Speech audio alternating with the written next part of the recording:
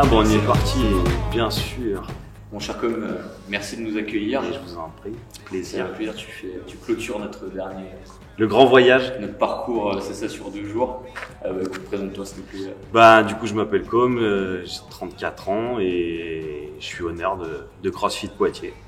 Donc, j'ai ouvert la boxe il y a 4 ans. Du coup, on se connaît depuis un petit moment, nous, parce que j'ai bossé pas loin de chez vous et avec vous en 2015 à Angoulême, quand la boxe s'est montée. Donc, voilà à peu près. Moi, j'ai commencé le CrossFit en 2012 à l'ouverture de CrossFit Lyon. Donc, je suis pas lyonnais, mais je me suis retrouvé là-bas à leur début. J'ai rencontré des mecs un peu fêlés. Tu viens de Haute-Savoie. Moi, je viens de Haute-Savoie, je suis un montagnard. Et du coup, voilà comment ça s'est goupillé. Tombé sur le CrossFit par hasard en m'entraînant avec un de mes potes qui est préparateur physique été 2011. Et puis après, par hasard, Lyon, tombé sur Matt et lancé dans le CrossFit. De 2014, changement de vie, on a été muté, enfin ma femme était mutée à Poitiers et du coup j'ai décidé de suivre et de changer de vie, donc tout plaquer ce que j'avais fait avant, retourner à l'école, me former. Et un jour je reçois un petit message d'un mec qui me dit on ouvre une box à 1 heure de chez toi, on cherche un stagiaire, si ça te chauffe, viens avec nous. Et du coup ça continue dans l'évolution, le début d'une box, voir comment ça se montait. C'était une bonne année bien intéressante. Donc à partir de ce moment-là, depuis quand tu as cette idée de monter une boxe? Depuis le moment où je suis retourné à l'école pour ça en fait, je suis retourné me former juste pour ça parce que je suis tombé amoureux du CrossFit en 2014, il n'y avait pas excessivement de boxe, on prend le coin où on était ici, il y avait Limoges, il y avait La Roche-sur-Yon et après ça va aller vachement loin. Mais ouais, mais c'était dans le coin. Ensuite, t'étais directement, c'était Nantes. Il n'y avait rien, quoi. C'était le désert ou Bordeaux. Ma femme mutait à Poitiers. Je dis, voilà, banco, hein. Je viens, mais ok, le deal, elle m'a dit, elle me dit, t'es déter, je te suis, on fait ça. Donc, retourner à l'école et monter la boxe. Le projet d'entrée, quand on est arrivé à Poitiers, il était acté sur, je vais à l'école pour me former, remonter une structure pour le CrossFit. Ouais, pas d'hésitation. Non.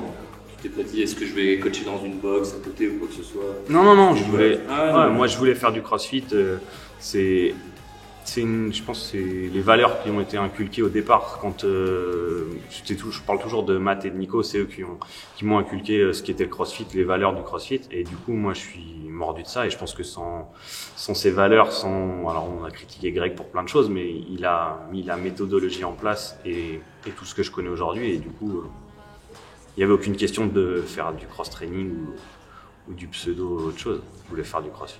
Tu étais motivé, c'était cette idée que tu avais en tête depuis le début. Comment tu l'as imaginé, toutes les infos que tu as pu choper justement droite à gauche, tu t'étais fait un tableau, c'était comme ça, et maintenant en gros que tu as ouvert ta box, est-ce que ce tableau a changé Je pense que l'année à Angoulême, avec Matt, elle était hyper formatrice parce que j'ai vraiment vu le début d'une boxe. Déjà, on avait vu avec Nico et l'autre Matt à Lyon, parce que c'était les débuts, c'était pas connu. Tu fais du CrossFit, tout le monde te regarde avec des yeux, c'est quoi le CrossFit? C'était inconnu. Donc là, monter une box, tout de suite, coacher tout le temps. T'es tout seul, tu vas te frotter à des choses qui sont contraignantes parce que toi ce que tu veux c'est coacher, être avec les gens, mais il n'y a pas que ça à faire. T'as des trucs assez cons, hein, du ménage, de la com, de la gestion bancaire, plein de trucs qui sont super relous que aujourd'hui tous les honneurs connaissent. Et t'es pas prêt à ça. Mais après, je pense que la détermination elle fait que tu passes les obstacles plus ou moins facilement. Mais je pense que c'était le premier truc important à suivre. Si tu as 2 points à citer, entre guillemets, le truc le plus positif que tu as eu suite à cette ouverture de box, et le truc le plus négatif? Je pense que le truc le plus positif, c'est la communauté que tu crées et ce qui se passe autour de toi quand tu es l'instigateur, quand tu es un peu le moteur de tout ce qui se passe. Je pense que c'est assez incroyable, le pouvoir que tu as, il est assez fou. Je pense que ça c'est le point le plus important et il surpasse tout le reste parce que je pense qu'on ferait plus ça en fait si ce moteur-là n'était pas si puissant. pense que c'est ça le premier truc. Après, des points négatifs, il y en a. Franchement, il y en a plein, mais ils sont pas aussi énormes que. C'est toujours pareil. Je pense que le jour où tu fais plus ça par passion, tu verras que des points négatifs. Aujourd'hui, on n'en est pas là. J'ai toujours préservé une partie de ma vie, c'est bien dissocié. Le problème, il est là. Je pense que pour moi, il était là. Si tu fais du CrossFit, c'est ta vie. Ok, on est 24H sur ça, tout le monde, tout le temps. Mais ma femme fait pas partie de ça et elle arrive à bien me cloisonner sur le moment où t'es à la maison, t'es plus au CrossFit. Et je pense que c'est assez important et c'est la part un peu.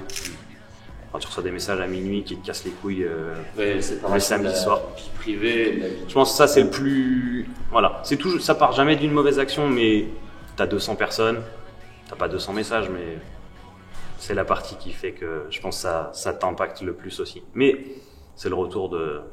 Oui, de l'inconvénient qui vient avec le positif.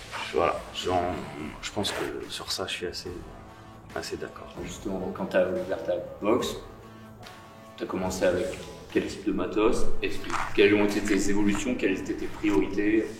La priorité, elle était d'équiper la box avec du matos que je souhaitais pas changer tous les 2 ans. Tu vois, du matos de qualité, c'était le premier truc. Toujours pareil, je me suis beaucoup reposé sur Nico et Matt de Lyon parce qu'ils avaient 4 ans d'avance déjà à cette époque-là.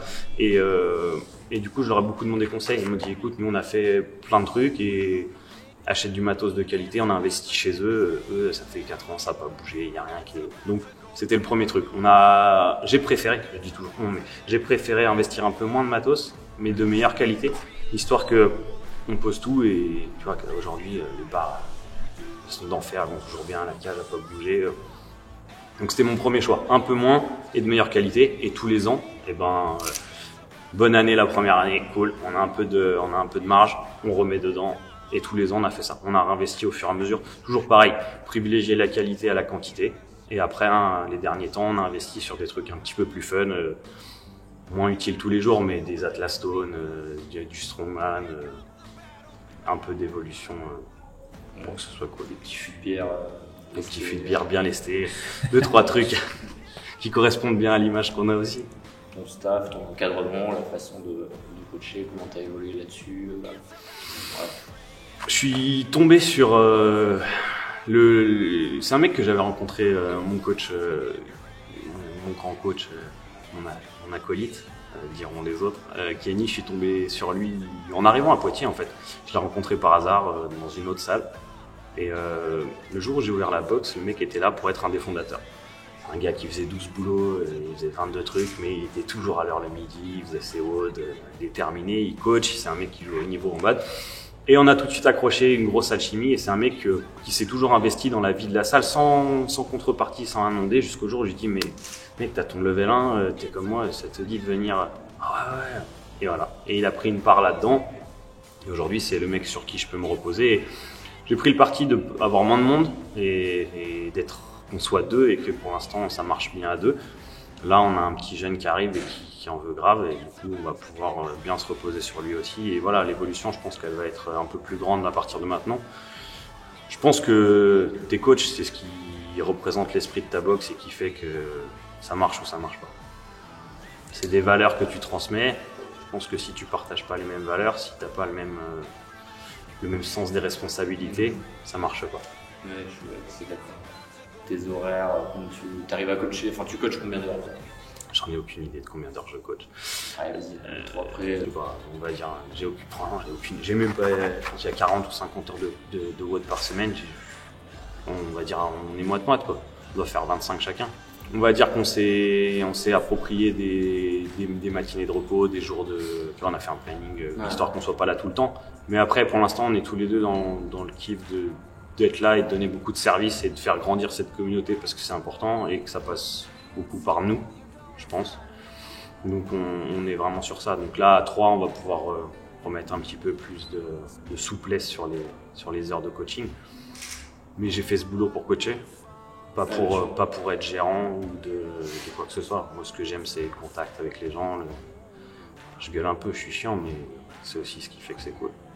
Pour 2021, quels sont tes projets? On va continuer de faire évoluer la boxe parce que ça passe toujours par là. On donne du service et je pense qu'on est capable toujours de donner plus de services. On va être plus, donc on va augmenter, on va remettre pas mal de choses qu'on a perdues à cause du Covid en place. Si tout ce qui arrive nous permet de le faire dans de bonnes conditions. Mais voilà, on va fournir plus de services, plus de spé, plus de cours, histoire que tout le monde soit content et qu'on continue à bien s'éclater ici. Ça marche. Merci bien. Je vous en prie, c'était un plaisir. C'est tout bon pour toi, Tom? C'est nickel. Bon.